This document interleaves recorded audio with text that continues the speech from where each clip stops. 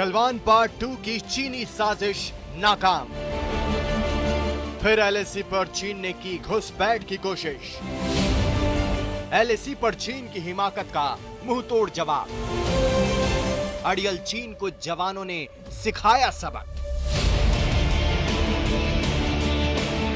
चीन के धोखे का सच सामने आ चुका है। वही चीन जिसने गलवान में भारतीय जवानों पर हमला किया, वही चीन जिसने समझौतों का सम्मान नहीं किया, एक बार फिर उसी चीन ने पैंगोंग इलाके में रची थी घुसपैठ की साजिश। पीएलए के जवान एलएसी पर घुसपैठ की फिराक में थे, लेकिन भारतीय जवानों ने उन्हें उनकी औकात दिखा दी। घुसपैठ की ताजा घटना पैंगोंग इलाके में हुई है। 29 और 30 अगस्त की रात को चीनी सेना ने ये हिमाकत की। वो नए टेंट लगा रहे थे, सड़कें बना रहे थे, लेकिन चीन की हर चाल पर नजर रखने वाले जवानों ने जब उन्हें रोका तो वे झड़प करने लगे। तब उन्हें करारा जवाब मिला। अब आपको दिखाते हैं पैंगोंग का वो इलाका जहां चीनी सेना के साथ भारतीय जवानों की हाथापाई हुई है।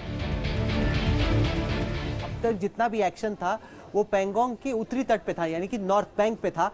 इस वक्त जो एक्शन हुआ है वो पैंगोंग के दक्षिणी तट पे हुआ, यानी कि साउथ बैंक पे हुआ है। मैं आपको ठीक उस जगह पे ले जाके दिखा सकता हूं जहां पर भारत और चीन की सेनाओं के बीच में ये जो सारा एक्शन है। आप इस तरफ नजर रखिए, ये जो लाल लाइन है ये लाइन ऑफ एक्चुअल कंट्रोल है। ये है पैंगोंग झील। 1/3 झील भारत में पड़ती है, 2/3 जो झील है वो चीन में पड़ती है। और चीन ने पहले यहाँ पे line of actual control cross की थी और भारत की जो जमीन है उसमें एंटर करने की उन्होंने कोशिश की थी। ये तो 29-30 की रात को चाइना ने इस इलाके को क्रॉस करके भारत की तरफ घुसने की कोशिश की, जो कि सेना की प्रेस रिलीज में लिखा है कि चाइना ने स्टेटस को ऑल्टर करने की कोशिश की। यहाँ पे आप देखिए ये भारत की सड़क है। यहाँ पे भारत ने अपने बिल्डअप किए हुए, ये भारत की सड़क है। हमारे सैनिकों ने रात में देखा कि चीन एंटर करने की कोशिश कर रहा है। उसके बाद अब एग्जैक्ट जगह तो हम लोगों को इस वक्त नहीं मालूम, लेकिन जो कुल मिला के अंदाजा है वो ये है कि इस जनरल एरिया में ये झड़प हुई है। भारत और चीन की सेनाओं के बीच में हमने आइडेंटिफाई कर लिया है उस जगह को जहां पर भारत और चीन की सेनाओं के बीच में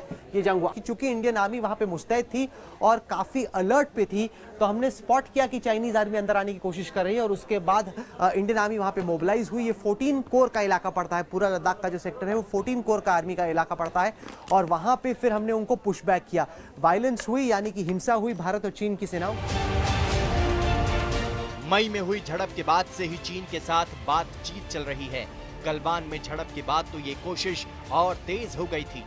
सैन्य और कूटनीतिक स्तर पर शांति पहल की कवायद तेज हो गई। उम्मीद की जा रही थी कि चीन पर बातों का असर होगा, लेकिन 29 और 30 अगस्त की घटना से साफ हो गया है कि वो मानने वाला नहीं। 29-30 अगस्त की रात को चाइना ने एक बड़ा हमला करके स्टेटस को एंटी जो है southern side of Pangong Tso lake को बदली करने की कोशिश की। अगर वो वास्तव में इसमें सक्सेसफुल हो जाते तो उनको टैक्टिकल और स्ट्रैटेजिक एडवांटेज मिलता, क्योंकि जो हमारी रोड है दार्पुक से चुशुल और आगे फुकचे और दमचौक, उसके वो इंटरफेयर कर सकते थे। और अगर सदर्न बैंक के ऊपर जो हाइट्स हैं उनको भी घेर लें, उनको भी पकड़ लें, तो वास्तव में हमारी जो दोनों एक्सेस जाती हैं ले की तरफ, दोनों को इंटरफेयर कर सकते हैं बड़ी सक्सेसफुली। पूर्वी लद्दाख में जो चीन ने किया है उसके बाद से हिंदुस्तान अलर्ट है। जमीन से आसमान तक सुरक्षा घेरा तैयार है। फौलादी जवान डटे हुए हैं। वायु सेना भी मुस्तैद है। चीन बातें भूल गया था। उसे लग रहा था कि वो एलएसी पर अपनी मनमानी करेगा।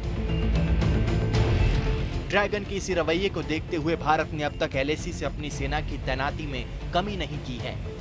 करीब 40,000 जवान मुस्तैद हैं ताकि चीन की छोटी से छोटी गुस्ताखी का भी बड़ा जवाब दिया जाए और वो दोबारा हिंदुस्तान की जमीन पर आंख न उठा पाए। क्योंकि चाइना एडमेंट है लाइन ऑफ एक्चुअल कंट्रोल को चेंज करने के लिए। वो उसकी जो परसेप्शन अपने हिसाब से देखता है, वो उसको फिंगर 4 तक लाना चाहता है। तो ये हमारे लिए एक लॉन्ग टर्म जो घातक बात होगी, इसलिए हमें चाइना को चेक करना बहुत जरूरी है। इस बात का संकेत खुद सीडीएस जनरल बिपिन रावत भी दे चुके हैं। कुछ ही दिन पहले उन्होंने कहा था कि पूर्वी लद्दाख में चीनी पीपल्स लिबरेशन आर्मी द्वारा किए गए अतिक्रमण से निपटने के लिए भारत के पास एक सैन्य विकल्प मौजूद है, लेकिन इसका इस्तेमाल तभी किया जाएगा जब दोनों देशों की सेनाओं के बीच बातचीत विफल हो जाए। विस्तारवादी चश्मे पर जमी धूल को साफ कर ले चीन, क्योंकि वक्त बदल गया है। मंजीत नेगी, दिल्ली, आज तक।